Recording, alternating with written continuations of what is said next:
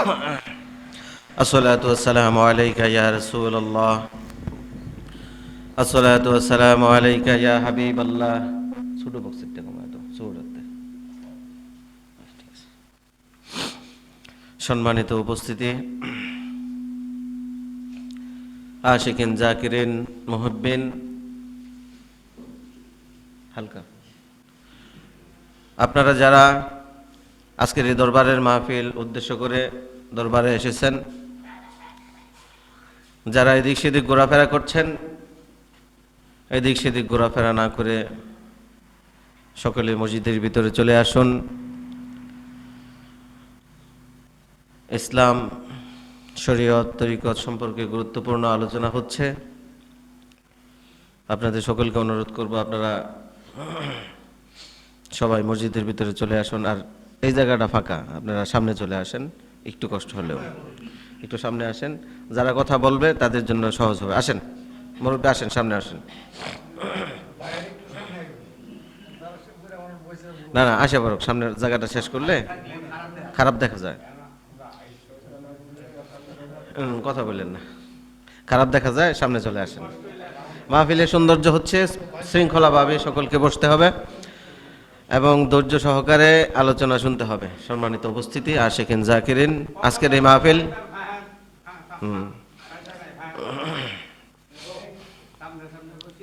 শয়তান আমাদের মধ্যে, আমাদের মাঝে, আমাদের পিছনে সব সময় লেগেই আছে।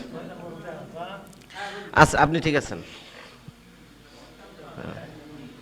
এই মাশাআল্লাহ মাশাআল্লাহ। শয়তান আমাদের পিছনে লেগেই থাকে। আল্লাহ রাব্বুল আলামিন মানুষকে দুনিয়াতে প্রেরণ করেছেন আল্লাহ রাব্বুল আলামিনের ইবাদত করার জন্যে। রাসূলুল্লাহ সাল্লাল্লাহু তাআলা আলাইহি ওয়াসাল্লামের দেখানো পথ মত অনুযায়ী ইবাদত বন্দেগী করে আল্লাহর বরত্ব প্রকাশ করা। এই ইবাদত বন্দেগীতে আপনি যদি নামাজ পড়েন, আমরা যদি নামাজ পড়ি, রোজা রাখি, এতে আল্লাহর কোনো লাভ নাই, ক্ষতিও নাই। আল্লাহর আল্লাহিত্ব বা আল্লাহর বরত্ব কোনো দিক থেকে কি কমে যাবে আমরা যদি নামাজ না পড়ি? কি মনে করেন আপনারা, কমবে? কথা কেন আল্লাহ করুন না, সবাই কথা কইতে। কথা যদি না বলেন তাহলে বুঝবো আপনারা আমার কথা বুঝতেছেন না। ঠিক আছে না? আলোচনা, আমি বক্তা নই যে আলোচনা করব, কথা বলবো, ওয়াজ করব। আপনারা ওয়াজ করবেন, আমিও শুনবো, আমিও কিছু কথা বলবো, আপনারাও শুনবেন, কথার জবাব দিবেন। তাহলে যিনি আলোচনা করেন তার জন্য কি হয়? সুবিধা হয়। আর যা বলছিলাম, আমরা যদি নামাজ না পড়ি আল্লাহর কোনো ক্ষতি হবে না। আমাদের লাভের জন্যে আমাদেরকে নামাজ পড়তে হবে, আমাদের লাভের জন্যেই আমাদেরকে রোজা রাখতে হবে। এই যে দুনিয়ার জিন্দেগি সামান্য ছোট্ট একটা সময়, তেমন বেশি না। আমাদেরকে সৃষ্টি করা হয়েছে আর অনেক আগে। ওইখান থেকে আল্লাহ মায়ের গর্ভে দান করছেন, মায়ের গর্ভ থেকে আমরা কি হয়েছি? পৃথিবীতে আসছি। এইখান থেকে আবার চলে যেতে হবে একটা জায়গায়, একটা সময়ে চলে যেতে হবে, যে সময়ের কোনো শেষ নাই, যে জায়গার কোনো শেষ নাই, যে কালের কোনো শেষ নাই, অনন্তকাল। সেই জায়গাতে আমাদের সকলকে অবস্থান করতে হবে। এখন এই জায়গাতে যদি আমি এই অল্প সময়ের মধ্যে আল্লাহ রাব্বুল আলামিনের পথ মত অনুযায়ী চলাফেরা করি, তাহলে পরবর্তী যে সময়ে আমরা যাব মৃত্যুর মাধ্যমে পরবর্তী জিন্দেগি, আখেরাতের যে জিন্দেগি শুরু হবে, সেটাতে আমরা ভালো থাকতে পারবো। যদি এইখানে আল্লাহর হুকুম মতো আমরা চলাফেরা না করি তাহলে কিন্তু চলতে পারবো না। সম্মানিত উপস্থিতি, তাই আল্লাহ রাব্বুল আলামিনের হুকুম হাকাম মেনে চলে আপনার মুর্শিদ কেবলা, আমার মুর্শিদ কেবলা যাহা হুকুম দান করছেন, যেই পথ আমাদেরকে দেখিয়েছেন রাসূল সাল্লাল্লাহু আলাইহি সাল্লামের পথ, সেই পথ মত অনুযায়ী আমাদের সকলকে চলতে হবে। আল্লাহ রাব্বুল আলামিন রাসূলকে আমাদের জন্য রহমত স্বরূপ প্রেরণ করেছেন, নবী। নবী শব্দের অর্থ হচ্ছে খবরদানকারী, যিনি খবর দেয়, যিনি সংবাদ দেয়। এখন খবর তো, সংবাদ তো আমরাও দিতে পারি না, দিতে পারি না। একজন মারা গেল, পরে মাইক দিয়ে কি কয়, একটি শোক সংবাদ, একটি শোক সংবাদ। এ সংবাদ হয়েছে না? বুঝেন নাই কথা? হ্যাঁ, সংবাদ। তাহলে আমাদের সংবাদ আর আল্লাহ রাসূল যিনি সংবাদ দিচ্ছেন আমাদেরকে, সেই সংবাদ কি একরকম? উনি হচ্ছেন অদৃশ্যের সংবাদদাতা, অদৃশ্যের খবরদানকারী। আমরা যা দেখি না, অদৃশ্য আমাদের মাঝে, গায়েব যেটাকে বলা হয়, গায়েবের খবরদানকারী হচ্ছেন নবী। কিছুদিন আগে একজন আলেম যিনি ওয়াজ করেন, উনি বলছিলেন রাসূল সাল্লাল্লাহু আলাইহি সাল্লামকে ওই যে আমাদের বাংলাদেশের যে সাংবাদিক আছে না, এই সাংবাদিকদের সাথে তুলনা করছেন। ইন্না লিল্লাহি ওয়া ইন্না ইলাইহি রাজিউন। আচ্ছা, কোন তো বাংলাদেশের সাংবাদিকদের সাথে এবং পৃথিবীর যে সাংবাদিক, ওদের সাথে যদি রাসূল সাল্লাল্লাহু আলাইহি সাল্লামের খবরদানকারী সংবাদ নবীকে তুলনা করা হয়, তাহলে এটা ইন্না লিল্লাহ পড়া ছাড়া কোনো গতি আছে না? আরে ভাই, এই যে টিভিতে, টেলিভিশনে, মিডিয়াতে যে খবর প্রদান করা হয়, যে খবর দেওয়া হয়, তাদেরকে সাংবাদিক বলা হয়। তারা তো মিথ্যা কথাও কয়, কয় না? তারা তো মিথ্যা সংবাদও মানুষকে দেয়। তারা মিথ্যা সংবাদ তৈরি করে, হাসা সংবাদ তৈরি করে, তারপরে এটা আমাদেরকে জানান দেওয়া হয়। এই সাংবাদিক আর রাসূল সাল্লাল্লাহু আলাইহি সাল্লাম কি একরকম হইল? উনি হচ্ছেন অদৃশ্যের খবরদানকারী, অদৃশ্যের, তিনি নবী, তার কোনো, ওনার কোনো তুলনা হইতে পারে না। যারা এসব কথা বলে, আলেম নামের, কি বলবো তাদেরকে, জালেম বলা ছাড়া আর কিছুই নয়। সাবধান থাকতে হবে এদের খপ্পর থেকে। যারা রাসূলুল্লাহ সাল্লাল্লাহু আলাইহি ওয়াসাল্লামের ব্যাপারে উল্টাপাল্টা মন্তব্য করে, রাসূলকে ছোট করার জন্য, বিভিন্ন হেয় প্রতিপন্ন করার জন্য বিভিন্ন উল্টাপাল্টা কথা বলে, তাদের কথা শোনা যাবে না। মানবেন তো দূরের কথা, তাদের কথা শোনাও যাবে না। আপনি বায়াত গ্রহণ করছেন, আপনার পীর মুর্শিদ কেবলা কিন্তু অনেক মাশাআল্লাহ জানলেওয়ালা, জাইয়্যিদ আলেম, উনি অনেক অনেক কিছু বুঝেন।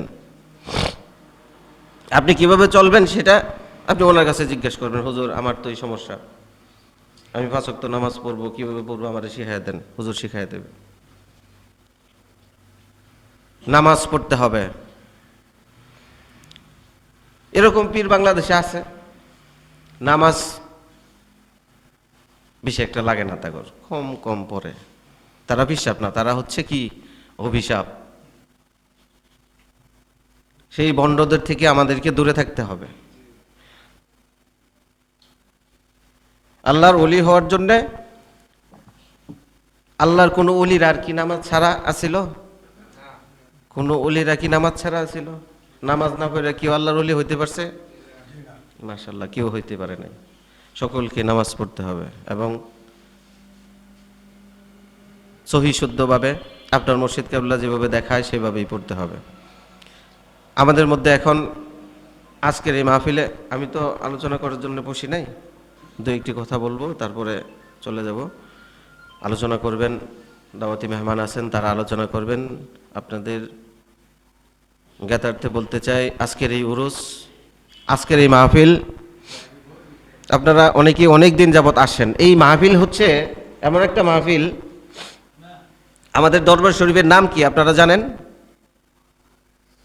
আজকে শিখে নেন, আব্বাসিয়া দরবার শরীফ। আব্বাসিয়া দরবার শরীফ, দরগার টেক, দায়রা আব্বাসিয়া দরবার শরীফ। তা আমরা সংক্ষেপে আব্বাসিয়া দরবার শরীফই বলি। পুরো নামটা হচ্ছে কি একটু খেয়াল করে শুনেন, দরগার টেক, দায়রা আব্বাসি দরবার শরীফ। একটা দরবার শরীফ, এই দরবার শরীফটা যখন প্রতিষ্ঠিত হয়েছে, তখন আজকের এই মাহফিল দিয়েই শুরু হয়েছে।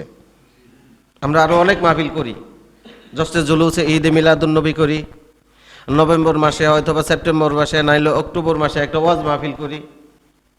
ওইগুলা হচ্ছে ঐচ্ছিক মাহফিল। ঐচ্ছিক বোঝেন না, অতিরিক্ত মাহফিল এগুলা, অতিরিক্ত বেশি। হ্যাঁ, একটা করলাম আর কি, সময় আছে। যেরকম ঈদে মিলাদুন্নবী মাহফিল তো করতেই হয়, রাসূল সাল্লাল্লাহু আলাইহি সাল্লামের আগমন উপলক্ষে এই মাহফিল করতে হয় না? করতে হয়। ওয়াজ মাহফিল একটা করি, এটাও করতে হয়। কিন্তু আজকের এই মাহফিলটা হচ্ছে অত্যন্ত গুরুত্বপূর্ণ মাহফিল। এই মাহফিল যিনি অত্র দরবারের প্রতিষ্ঠাতা পীর ছিলেন, আমার বড় বাবা সাহেব কেবলা পীরে তরিকত শাহ সুফি আব্বাস আলী আল কাদেরী রহমতুল্লাহ আলাইহে জৈয়দ আল্লাহর ওলি ছিলেন, যাতে কোনো সন্দেহ নাই। না সন্দেহ আছে? উনি দুনিয়া থেকে পর্দা করার পরে ওনার একমাত্র সন্তান আমার দাদা, আমাদের সকলের মুর্শিদ কেবলা, আমাদের সকলের মুর্শিদ কেবলা পীরে তরিকত পীরজাদা শাহ সাদিকুস সামাদ আল কাদরি রহমতুল্লাহ আলাইহে, উনি যতদিন দুনিয়াতে ছিলেন মাহফিলটা করছেন।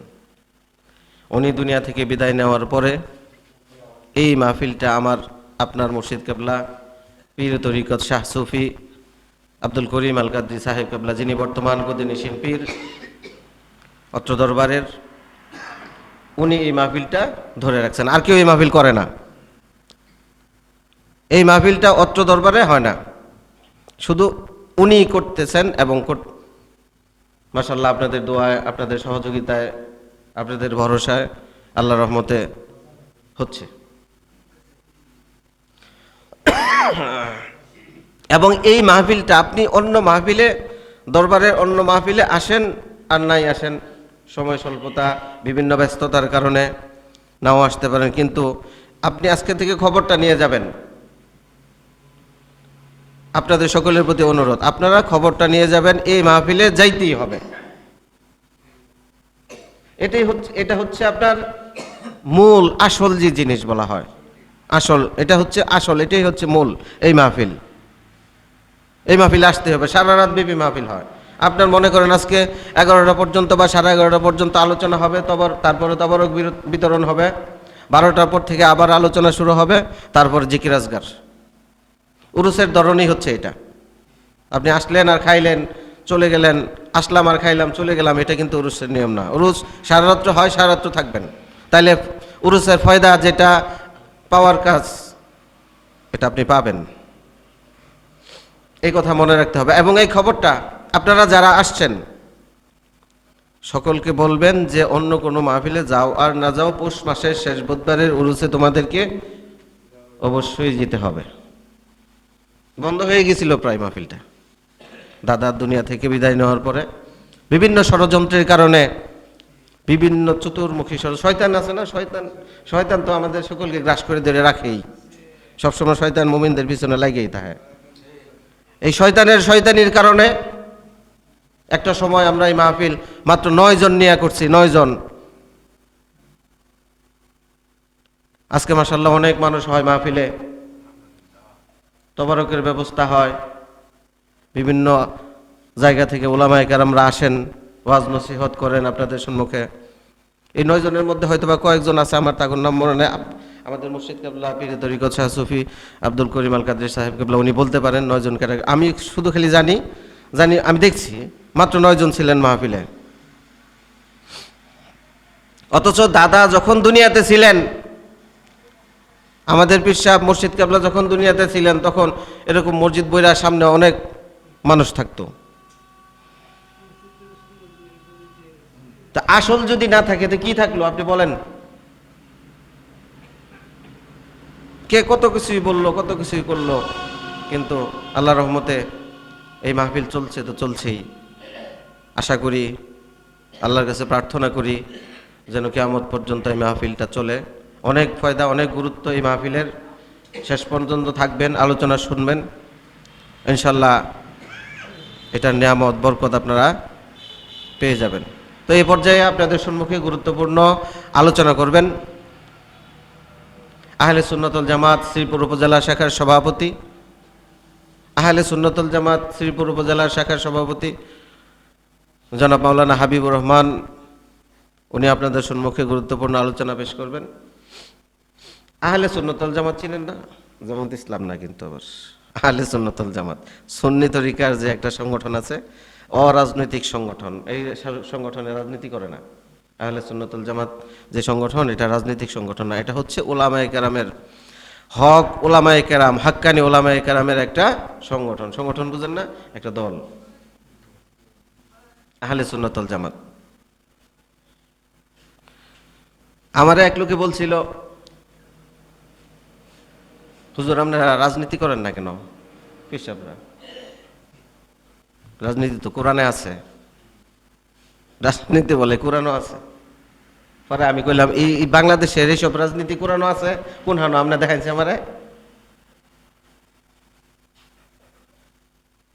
এইসব নোংরা রাজনীতি, কাদা ছুরাছুরি রাজনীতি, একজন আরেকজনের বদলাম কয়, এরবারে হেদহল করে, প্রশাসনে তারে ধরে লয়ে জায়গা এই করে সেই করে তারে মাইরালা, এটা রাজনীতি কোরআন শরীফ আছে?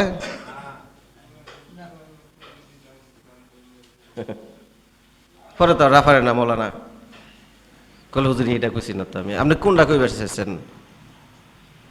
বাংলাদেশে ইসলামী রাজনীতি আছে, সকলেই স্বার্থের রাজনীতি করে।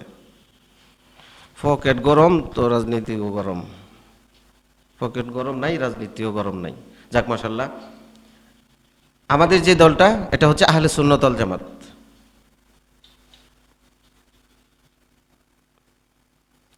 কিছুদিন আগে শুনছেন না মাজার ভাঙছে? মাজার একটা জিনিস, কবর হচ্ছে আর একটা জিনিস। মাজার থয়ে দিলাম এনে থাক।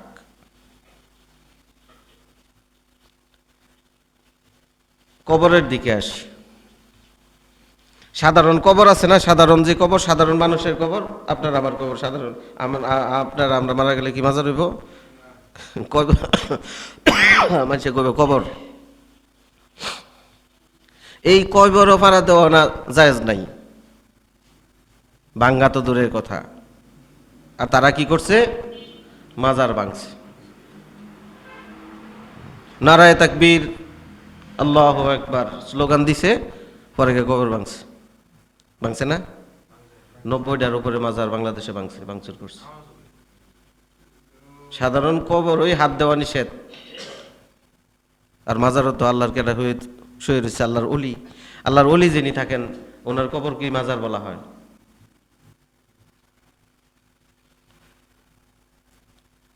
আরো অনেক কিছু দেখতে হবে যদি আল্লাহ দুনিয়াতে জীবিত রাখেন। সকল দিক বাতিল থেকে আমাদেরকে দূরে থাকতে হবে। যাক মাশাআল্লাহ, সম্মানিত উপস্থিতি, আশিকিন জাকিরিন, আপনাদের কাছে মাত্র কয়েকটি কথা বললাম। এখন গুরুত্বপূর্ণ আলোচনা পেশ করবেন আমাদের দাওয়াতি মেহমান, শ্রীপুর উপজেলা শাখা আহলে সুন্নাত ওয়াল জামাতের সম্মানিত সভাপতি জনাব মাওলানা হযরত মাওলানা হাবিবুর রহমান দুলাল। ওনাকে ওনার গুরুত্বপূর্ণ বয়ান পেশ করার জন্য অত্র দরবারের পক্ষ থেকে আহ্বান জানাচ্ছি।